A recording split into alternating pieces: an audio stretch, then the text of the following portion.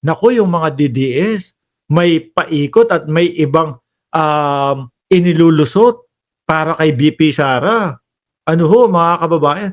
Si BP Sara daw ang nauna, no, na magtanong doon sa yung sa National Security Council. Mga kababayan, panoorin niyo ho ito, ha? O, pakinggan niyo po ang palusot nila, mga bossing, para kay BP Sara. Impormasyon na ito, nakikita po natin that this is plain and simple politics and vengefulness. Ang isang ebidensya natin dito ay noong Nobyembre 2024, binring up na po ng ating Vice Presidente at hiningi niya ang mga transcripts of records kung may November 24 daw po, i-bring up na daw po ng Vice Presidente yung sa National Security Council. Humihingi siya ng mga record. Parang wala naman ho yata tayong nabalitaan ganun. Ano? Parang bigla na lang hong may ganyan. Anyway ho, mga kababayan, ang sa atin naman, kahit ho mauna ang Vice Presidente, no, na manghingi ng mga transcript record, kahit mauna ang Vice Presidente na magtanong, bakit hindi ako iniimbita niyan? Bakit hindi ako isinasama diyan? Iisa lang po ang sagot, mga kababayan. Dahil alam naman po nating lahat na ang Vice Presidente ay napakalapit po doon sa mortal na kaaway ng Pilipinas, no? Tungkol po sa West Philippine Sea. Ganun lang po yun. Kahit nauna po sila na mag-bring up, mga bossing, wala pa din po. Talagang ganun po ang gagawin ng National Security Council dahil masusunog yung mga yung mga solusyon nila doon po sa mga pangbubuli ng China. Ano ho? O ngayon naman meron silang palabas na naunang talakayin ng Vice Presidente, no? Para kasi wala daw hong maisagot ang gobyerno ng Pilipinas o wala daw maisagot si PBBM, kaya tinanggal na lang. Ganun ba, madam? meeting ang National Security Council at kung bakit hindi siya kasali dito. Tinatanong niya. Simple lang. Simple lang. Baka ichuchu ng Vice Presidente yung mga ginagawang hakbang ng Pilipinas. Di ba? Ganun kasimple lang ho, mga kababayan. Anong pinag-usapan ninyo? Have you actually even met? What is the status of this? Uulitin pa ho ba natin, mga bossing Chipamo, sir? No? Kailangan po ba na malaman ng China, ng China yung pinag-usapan po ng National Security Council, mga bossing? Hindi ho. Di ho ba? Pati ho yung hinihingi, yung sinasabi ng Vice Presidente, 24 oras, kailangan mabigyan nyo ko nung mga paliwanag dyan. Bakit hindi nyo ko tinatawag? Bakit hindi nyo ko sinasama sa mga meeting? Bigyan nyo ko ng minutes of the meeting. Hindi maaari. Ano? Dahil sa kilos po ng Vice Presidente, mga kababayan, alam natin at ramdam natin na sila po ang nagiging banta sa seguridad ng Pilipinas. Sabi ni Ma'am Chris Rose, spy nga. Bob talaga, mga DDS. Sabi ni Ma'am BMB Chris Rose. Sabi ni Zen and Co. Ay nako, manahimik ka. Tuloy natin. Is there some transparency? Are you going to make anything about it? Transparent.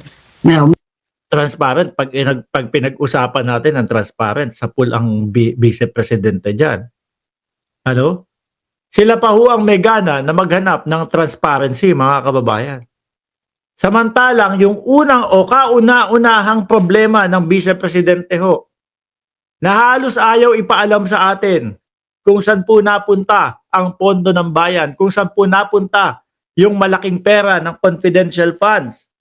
Mga bossing, sila pa po ang may gana na magsabing walang transparency ang gobyernong ito. Dahil bakit daw ho? Kasi hindi sinasama ang Vice Presidente doon sa mga meeting ng National Security Council. Threat nga! Ano?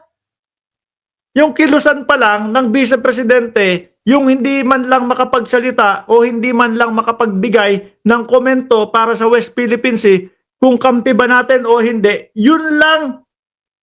Halata na ho na maka-China sila. Mga bossing, mahirap naman po maibato yung mga pinanghahawakan nating solusyon sa naging problema po o naging dulot na problema nung panahon ng dating Pangulong Duterte. Sabi ni Sue, transparent? Hello, ask mo si Sara, saan niya dinala ang confidential fund? Sabi ko sa inyo babalik sa kanila ho, mga kababayan. Babalik ko sa kanila yung mga ini-issue po nila sa gobyerno. Merong mga needs, of course, of secrecy when it comes to national security. Pero the mere fact na hindi sinasabi kung nag-meeting man at kung mayroong meeting, bakit hindi kasama ang Vice President? Baka nga kasi ang Vice Presidente pa ang magbigay ng impormasyon. Napakasimple ho, mga bossing. Baka ang Vice Presidente pa ang magbigay ng impormasyon sa China. Ganun lang po. Wala na pong ibang dahilan. Tsaka yung pagpugot-pugot ng ulo, yung nai-imagine ng Vice Presidente, yung pagputol ng ulo sa ating Presidente. Nung palang huy. Walang mga record, walang mga impormasyon ang mamamayang Pilipino para pagbasihan kung bakit tinanggal o bakit dapat alisin ang Vice Presidente sa national security. Na para hubang pag nagsasalita sila, mga kababayan, para tayong walang alam lahat. No? Parang hindi tayo nanonood ng mga interview, parang hindi tayo nanonood ng mga press con ng Vice Presidente. Di ba, mga boss? So sa totoo lang, naunahan ang executive dito. If naglabas sila ng reorganization at nagreklamo si VP Sara, sasabihin nila, hindi ka lang nasali. But she actually brought it up. Na Vice President, why? Because she asked and even indicated. Given na yun, kung nauna ang Vice Presidente, mga kababayan, mauuna naman talaga Magtataka siya, bakit hindi ako kasali? Pero mas nauna po na nalaman ng mamamayang Pilipino yung kilos nila na magiging banta po sila, lalong-lalo na po sa hidwaang Pilipinas at China pagdating po sa West Philippine Sea, mga kababayan. Kahit sabihin nyo pa, nauna ang Vice Presidente na mag-brought up nito. Ano ngayon? Nauna namang nalaman ng mamamayang Pilipino o nauna naman na nabasa ng mamamayang Pilipino na maka-China sila. Di ba? Ganun kasimple ho yun. No? Kahit siya pa unang nag-brought up, wapakels. Dahil simulat sa pool pa lang po, doon pa lang po sa pamumuno ng dating Pangulong Duterte, ramdam na ng bawat Pilipino na mas hilig po sila doon o mas kakampi nila yung China. Muntik pa nga tayong maging probinsya ng China. Di ba, Ma'am Chris Rose? Sabi ni Ma'am Chris Rose, di ba obvious? Di ba, mga kababayan? Ang iniisip po kasi nila, mga kababayan. Pag sinabi ko nauna si Inday Sara Duterte na mag-brought up ito, madaling mapaniwala ang mamamayang Pilipino. Hindi naman po lahat DDS. No? Hindi naman po lahat gullible. Majority din po ng mamamayang Pilipino, alam yung pagkakasunod-sunod.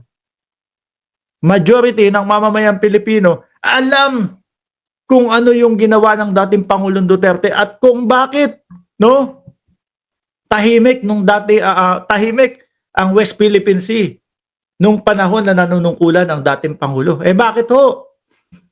Kasi nga aso lang tayo.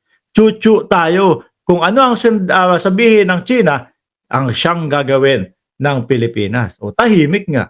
Kaya lang unti-unti nawawala ang karapatan natin. Tapos ngayon, National Security Council, nandyan sa loob. Yung anak, na hindi makapagsalita, na hindi makapagkomento tungkol sa West Philippine Sea. Di ba? Na anak nung best friend ni Xi Jinping. Ano iisipin nyo? Di ichuchuchu kung ano yung mga napag-usapan Kaya yung hiling ng Vice Presidente, 24, oh, no, tapos na yata yung 24 hours ah. Di ba? Tapos na yata yung 24 oras. May naibalita ba na pinagbigyan, na ibinigay yung hiling ni Vice Presidente? Wala yan. Hindi ho pagbibigyan yan. Ano? Kasi ho, bakit? Gusto niyang malaman, o ano na pinag-usapan nyo? Ano na progress ng National Security Council na yan? Eto no? Ganito ang plano namin para sa China para mahinto ang pangbubuli nila. Ganito pala. Xi Jinping. Ganito daw ang plano nila, no? Ganito daw ang plano nila para mahinto na daw yung pambubuli ninyo. Simple ho, mga kababayan. Di ho ba? Kahit sino pa mauna dyan, kahit sabihin nilang si VP Sara ang naunang nag-brought up niyan, na? Wapakilso.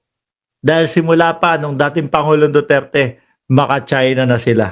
At kailangan po na tanggalin yung mga iniisip nating mga espiya. Di ho ba?